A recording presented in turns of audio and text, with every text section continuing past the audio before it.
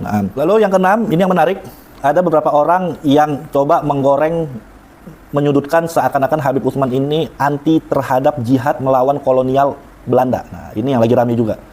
Mengambil contoh, Habib Utsman mengkritik ketika kejadian meletus perang Sabil, yaitu di Cilegon. Ya, dulu di Cilegon pada tahun 1888, yaitu ada perlawanan yang kebanyakan ini dimotori sama beberapa haji dan segolongan orang tarekat dan para petani-petani untuk melakukan yang katanya jihad melawan kolonial Belanda. Nah, memang betul dalam kitab Manhajul Istiqomah, Habib Utsman mengatakan, Habib Utsman mengkritik habis-habisan itu yang dikatakan perang Cilegon pada tahun 1888. Ya. Tapi kenapa Habib Utsman mengkritik itu? Bukan berarti Habib Utsman itu anti jihad atau ingin menggembosi perjuangan rakyat, bukan. Ya, makanya kita baca yang lengkap dalam kitab Manhajul Istiqomah. Kita teruskan dulu kenapa Habib Utsman mengkritik itu. Di sini dikatakan, adapun itu, yaitu maksudnya adapun itu bab jihad, ya, ada rukun-rukun dan syarat-syaratnya seperti lain-lain di bab perkara agama, yaitu yang dinamakan min babi khitobil wada'i, yakni daripada hukum syara yang terhantar dengan sebab atau syarat-syarat. Sebagaimana kayak contoh, kayak sholat ada rukun dan syarat, puasa ada rukun dan syarat. Nah, begitu juga jihad, kata Habib Utsman, ada rukun dan syarat. Adapun suatu pekerjaan syara yang kurang syaratnya itu, tiada syaratnya atau kurang rukunnya, maka yaitu dinamakan batil, lagi fasid, tiada harus dikerjakannya. Yaitu karena ketiadaan rukun-rukun dan syarat-syarat jihad, maka tiada harus dikerjakannya sebab itu batil. Orang sholat mesti ada rukun dan syarat. Rukun sholat ada 13, ada yang mengatakan 17. Rukunnya kita nggak kerjakan, maka batil, sholat kita nggak sah. Begitu juga puasa. Nah, Habib Utsman melihat juga seperti itu. Ya, jihad apabila kurang dari syarat dan rukunnya, maka itu batil, lagi fasid, tiada harus dikerjakan. Nah, dalilnya apa? Habib Utsman pakai dalil. Bermula dalilnya dari kitab Zubat. Wal batilu al fasidu li sahhi diddun wa huwa alladhi ba'du surutihi fukid. Artinya bermula yang dikata batil dan fasid, yang rusak, maksudnya yaitulah lawanan yang sahih. Batil itu lawan yang benar, yaitu kurang setengah daripada syarat-syaratnya. Nah, jadi Habib Utsman melihat ini jihad yang dilakukan oleh Cilegon pada saat itu, ini Habib Utsman mengkritik dari sisi apa? Bukan mengkritik seolah-olah ingin memadamkan perjuangan, bukan. Tapi syarat jihad itu nggak lengkap, yang akibatnya menimbulkan banyak kemudorotan. Habib Utsman lihat. Perlu dicatat, sebelum peristiwa Cilegon pada tahun 1888, itu pernah terjadi meletus Gunung Krakatau 1883. 1883 itu pernah meletus Gunung Krakatau. Puluhan ribu orang, banyak yang meninggal dan banyak orang ekonomi morat-marit ketika itu. Jadi 5 tahun sebelum peristiwa Cilegon itu ada peristiwa yang besar meletusnya Gunung Krakatau. Habib Utsman melihat ini rakyat lagi susah, ekonomi lagi susah. Efek dari meletusnya Gunung Krakatau ini dampaknya luar biasa walaupun sudah 5 tahun. Nah, Habib Utsman melihat ya, ini nanti akan menimbulkan kemudorotan yang sangat besar. Orang lagi susah. Terus ditambah lagi syarat dan rukun jihad itu kurang. Di antaranya apa? Salah satu rukun dan syarat jihad itu harus punya siap. Dari siap harta, benda, siap senjata, siap kemampuan dan sebagainya. Ya, harus punya personil yang cukup, tidak boleh menyertakan anak-anak dan perempuan. Sebagaimana Nabi SAW ketika periode Mekah, 13 tahun Nabi di Mekah, Nabi bahkan Allah tidak memerintahkan jihad melawan orang kafir Quraisy. Yang jelas orang kafir Quraisy itu mengganggu dakwah Nabi habis-habisan, tapi Nabi defensif, bertahan. Ya. Kenapa kok Nabi bertahan? Ya, Nabi bertahan? Nabi nggak menyuruh jihad. Bahkan Allah belum menurunkan ayat jihad. Yang dilakukan sama Nabi ketika Mekah 13 tahun, Nabi mengajarkan taklim, ngajarin ngaji, mengajarkan untuk mengenal Allah, berdakwah Islam, mendekatkan orang untuk ibadah kepada Allah. Itu yang dilakukan Nabi. Kenapa? Karena Nabi melihat umat Islam masih lemah ketika itu. Di Mekah umat Islam masih lemah, masih minoritas, masih lemah, SDM masih kurang, senjatanya juga pembekalannya juga masih kurang. Makanya di periode Mekah tidak pernah Allah perintahkan jihad. Ini salah satu taktik dari Rasulullah SAW dan juga Allah Maha mengetahui.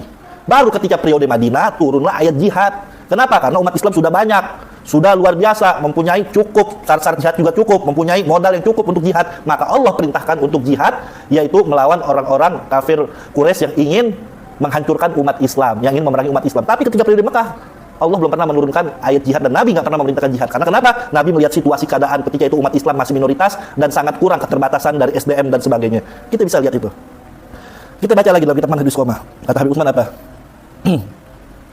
Habib Utsman mengatakan, dan tiap-tiap orang yang mengerti di dalam perkara bab jihad, tentu ia tahu bahwa itu perbuatan yang tersebut itu bukannya jihad, hanya itu perbuatan menjatuhkan kecelakaan atas diri, banyak mudorotnya, dan atas orang-orang. Maka dari karena itu tiada sekali yang buka mulut di dalam perkara perang sabil oleh beberapa banyak ulama yang besar-besar lagi waro dari yang bangsa Arab yang datang ke tanah Jawa, dan beberapa banyak pula ulama dari bangsa Jawa dan Melayu dari zaman dahulu, ya, dari zaman dahulu beratus-ratus tahun hingga sekarang. Maka belum pernah satu daripada ulama-ulama tersebut itu membuka mulut mengajarkan yang demikian. Maksudnya begini, Habib Utsman mengatakan ulama-ulama besar seperti Syekh Nawawi Al-Bantani, Syekh Ahmad Khatib Sambas itu tidak pernah buka suara dalam masalah perang sabil di Cilegon, nggak pernah. Andai kata Habib Utsman mengkritik Cilegon itu dianggap salah, maka Syekh Nawawi Al-Bantani pasti mengkritik Habib Utsman bin Yahya. Kenapa memadamkan jihad? Pasti Syekh Ahmad Khatib Sambas juga mengkritik Habib Utsman. Kenapa kok tulisannya kok menselidikkan perjuangan Cilegon? Tapi Syekh Nawawi ketika itu tutup mulut, tidak berkomentar. Karena kenapa? Mungkin saja Syekh Nawawi melihat apa yang difatwakan oleh Habib Utsman itu betul. Itu salah satu dalilnya, ibadallah. Ya, jadi kita perlu tahu, kita mesti jeli karena kita nggak hidup di zamannya. Nggak hidup di zamannya. Orang yang tahu itu orang hidup di zamannya, ibadallah. Apa yang harus dilakukan? Dan perlu dicatat bahwasanya, ya, andai kata Habib Utsman itu seorang antek Belanda, andai kata Habib Utsman itu tidak peka terhadap perjuangan, masa bodoh terhadap perjuangan, tapi kita lihat Habib Utsman malah mendukung Sarekat Islam. Sarekat Islam itu didirikan oleh Cokro Aminoto, Hos Cokro Aminoto, Umar Said Cokro Aminoto pada tahun 1911. Nah, Habib Utsman menulis 2 karya, ya, untuk mendukung Sarekat Islam. Itu Sarekat Islam itu sebuah organisasi keburu untuk melawan gerakan kolonial Belanda dalam bidang ekonomi, ya. Dan Sarekat Islam ketika itu banyak digembosi. Ketika berdiri banyak digembosi, ya. Ada yang menuduh bahwasanya Sarekat Islam itu berisi tentang bahwasanya Sarekat Islam itu buatan orang kafir. Ya, air yang diminum juga air dari orang kafir, dan ada yang menuduh Sarekat Islam itu sebagai kejahatan. Nah, ada yang menuduh seperti itu. Nah, Habib Utsman tampil menulis 2 karya untuk mendukung Sarekat Islam. Apa karya yang beliau tulis? Yang pertama, beliau tulis satu kitab, Sinar Esterlam dalam menyatakan kebenaran Sarekat Islam tuh. Sinar Esterlam pada menyatakan kebenaran Sarekat Islam. Dan satu karyanya lagi yang berjudul Selempai Terselam pada menyatakan kebajikan Sarekat Islam. Bahkan Habib Utsman diundang di Solo waktu muktamar, ibadallah. Nah, Habib Utsman mengatakan bahwasanya Sarekat Islam ini, munculnya Sarekat Islam ini karena salah satu tujuannya ialah untuk amar ma'ruf nahi munkar. Luar biasa. Ya. Nah, dan nggak sampai di situ. Habib Utsman bin Yahya yaitu mendukung gerakan Jamiatul Khair, sebuah gerakan pendidikan yang didirikan oleh orang-orang Hadramut, ya, para habaib, didirikan Jamiatul Khair, sebuah lembaga pendidikan tujuannya untuk membentengi yaitu pendidikan kristenisasi Belanda. Yaitu Jamiatul Khair itu salah satu-satunya organisasi pertama di Indonesia pada tahun 1901, dan itu semua tokoh nasional semua bergabung di Jamiatul Khair. Ada Umar Said Cokro Aminoto, ada Ki Haji Ahmad Dahlan, banyak para habaib dan kiai pada di situ untuk bergabung Jamiatul Khair sebagai wadah untuk menjaga umat dalam bidang pendidikan. Dan Jamiatul Khair inilah satu-satunya organisasi yang mempunyai link untuk berinteraksi dengan negara-negara Islam lainnya. Seperti itu Khilafah Utsmaniyah dan sebagainya. Artinya Jamiatul Khair itu tampil sebagai lembaga pendidikan yang betul-betul disegani sama Belanda. Nah, tapi yang menarik, Habib Utsman mendukung Jamiatul Khair. Beliau menulis kitab yang bernama kitabnya Jam'ul Nafais li Tahsin Al-Madaris. Jam'ul Nafais li Tahsin Al-Madaris. Kitab ini tentang dukungan Habib Utsman bin Yahya atas dibukanya sekolah Jamiatul Khair. Kalau Habib Utsman antek Belanda nggak bakal didukung, malah digembosin di Jamiatul Khair. Nah, ini bukti-bukti bagaimana harus kita luruskan, yaitu tentang kiprah dan perjuangan dari Habib Utsman bin Yahya. Yang terakhir, saya di sini intinya Habib Utsman bin Yahya seorang ulama yang luar biasa, mempunyai kontribusi yang luar biasa dalam pendidikan dakwah sosial kemasyarakatan. Yang pertama, kontribusi Habib Utsman mengembangkan Islam yang berdasarkan syariat di tanah Batavia ini dan sekitarnya termasuk Jawa Barat. Kedua, Habib Utsman telah melakukan pemantapan syariat dan tauhid serta pertentangan dari berbagai khurafat, bid'ah dan hukum adat yang menyalahi syariat Islam. Ya, seperti dulu banyak orang awam masih menyuguhkan sesajen untuk roh-roh kepercayaan nenek moyang, menentukan hari baik untuk melakukan pembangunan rumah, menjalani ritual-ritual bagi seorang adik yang melangkahi kakaknya dalam hal menikah, seperti ritual harus ditendang, disabat, dilempari butiran beras, masih percaya kepada dukun untuk meramalkan nasib, melarang seseorang suami memotong binatang ketika istrinya sedang hamil, menganjurkan keluarga yang sedang hamil agar membuat rujak untuk sesajen roh nenek moyang. Dan banyak dukun-dukun mengajarkan seorang ibu apabila ketika lahiran anaknya membaca asyhadu alla ilaha illallah wa asyhadu anna Muhammad sabilullah, bukan wa asyhadu anna Muhammad rasulullah, tapi wa asyhadu anna Muhammad sabilullah. Ini bid'ah. Dukun menganjurkan anak yang baru lahir ditaruh di bawah kolong bale. Nah, ini diceritakan sama Habib Usman dalam kitab Manhajul Istiqomah. Masyarakat awam banyak terpengaruh khurafat, dukun, bid'ah yang sangat-sangat bertentangan dengan syariat Islam. Diluruskan sama Habib Usman. Ya, bagaimana caranya? Habib Usman luruskan dengan mengajarkan doa-doa dari para ulama-ulama. Kalau ibu hamil baca doa ini, kalau tahlilan begini, ritual-ritual yang tadinya berbau kemusyrikan diluruskan sama Habib Usman bin Yahya. Ini salah satu jasa dari Habib Usman bin Yahya, Mufti Betawi. Lalu apa? Yang ketiga, kontribusi dari Habib Usman. Habib Usman sangat berjasa dalam mengembangkan madhab Syafi'i dan akidah Asy'ari. Siapa yang kenal dengan Habib Usman? Beliau mengarang kitab, yaitu kitab Sifat 20 yang masih dibaca sampai sekarang sebagai benteng Asy'ariyah. Begitu juga beliau menulis kitab I'anat Mustarsidin, yang dimana itu isi kitab Habib Usman membentengi dengan paham Ahlus Sunnah wal Jamaah dari paham-paham di luar Ahlus Sunnah wal Jamaah. Begitu juga Habib Usman menulis kitab Thariqah Salamah min Khusran wan Nadamah, ya thariqah yang benar, yang isinya Habib Usman membentengi umat dari ajaran-ajaran liberalisasi yang berkembang, yang dibawa ke Indonesia, yang dipelopori sama Jamaluddin Al-Afghani, sama Rasid Ridho, sama Muhammad Abduh. Di situ itu sama Habib Usman, ya, yang dimana banyak pemikirannya kurang lebihnya bertentangan dengan Asy'ariyah. Di situ Habib Usman, yaitu berjasa dalam mengembangkan madhab Syafi'i dan akidah Asy'ari. Lalu jasa Habib Usman apa? Habib Usman banyak mengarang kitab dari berbagai macam ilmu. Ada kurang lebih 120 kitab karangan Habib Usman bin Yahya. Lalu Habib Usman bin Yahya dengan ketokohannya dan kedudukannya sebagai mufti, nah ini menarik.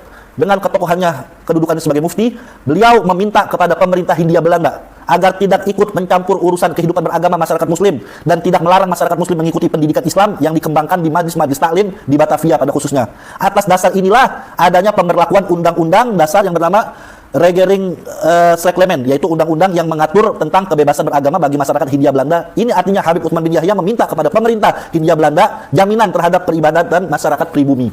Lalu di antara kontribusi beliau apa? Habib Usman bin Yahya salah satu perintis berdirinya pengadilan agama, ya, pada zaman kolonial pada tahun 1881 Masehi, yang dimana pengadilan agama untuk memutuskan yang berkaitan dengan hukum agama seperti masalah nikah, talak, cerai, waris, hibah dan sebagainya.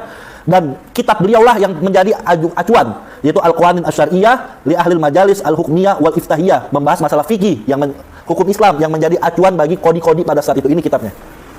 Bagaimana cara mengistinbat hukum, bagaimana cara mengambil galih hukum, baru cerita tentang fikih, tentang cerai, talak, waris, gadai, kafa'ah, harta gono gini, ini ada semua dalam kitab ini. Ini yang dijadikan buku panduan bagi hakim-hakim pada pengadilan agama ini atas jasa Al-Habib Usman bin Yahya ibadullah. Terus Habib Usman bin Yahya, ya, sebagai tokoh mengembangkan pendidikan Islam sehingga sebagai cikal bakal berdirinya lembaga-lembaga pendidikan Islam, dan Habib Usman memberikan dukungan ketika berdirinya Jamiatul Khair sebagai organisasi pendidikan pertama di Indonesia pada tahun 1901 yang tadi kami sebutkan, dan memberikan dukungan kepada pergerakan Sarekat Dagang Islam atau Sarekat Islam yang didirikan oleh yang dipimpin oleh Hos Cokro Aminoto. Dan yang terakhir, Habib Usman bin Yahya banyak melahirkan ulama-ulama besar seperti Habib Ali bin Abdullah Al-Habsyi Kuitang, ada Guru Mujtaba di Jatinegara, ada Guru Marzuki, ada Mama Sempur di Purwakarta. Ini ulama besar. Andai kata Habib Usman dituduh sebagai pengkhianat, tentu mereka ulama besar nggak mau berguru sama Habib Usman bin Yahya. Dan kitab Habib Usman banyak dibaca sampai sekarang. Ini menunjukkan Allah memberikan keberkahan, Allah ridho terhadap perjuangan dari Habib Usman bin Yahya. Nah, mungkin ini saja. Lebih kurangnya silakan Anda menilai sendiri. Kalau kami menilai, kalau andai kata Habib Usman menyimpang, maka kitabnya nggak dibaca sama orang-orang sampai detik ini, dan mustahil ulama-ulama besar yang tadi kita sebutkan berguru terhadap Habib Usman bin Yahya. Mungkin itu saja. Lebih kurangnya maaf. Assalamualaikum warahmatullahi wabarakatuh.